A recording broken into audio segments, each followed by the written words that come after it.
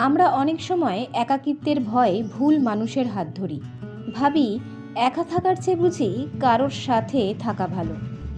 কিন্তু আপনি কি জানেন, ভুল পথে চলা গাড়িতে ওঠার চেয়ে দাঁড়িয়ে থাকা অনেক বেশি বুদ্ধিমানের কাজ।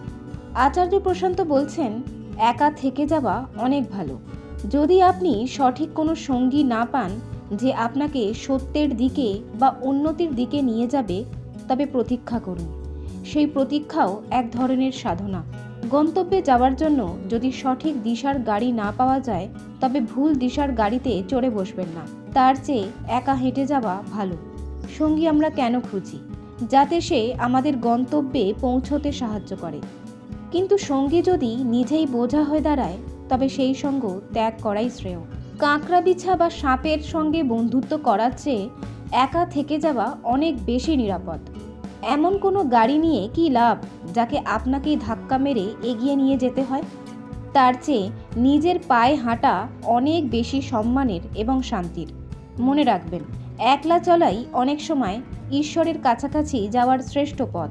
ভুল সঙ্গীর ভিড়ে নিজেকে না হারিয়ে একাকিত্বের মাঝে নিজেকে খুঁজে নিন। সত্যকে জানুন, নিজেকে জানুন।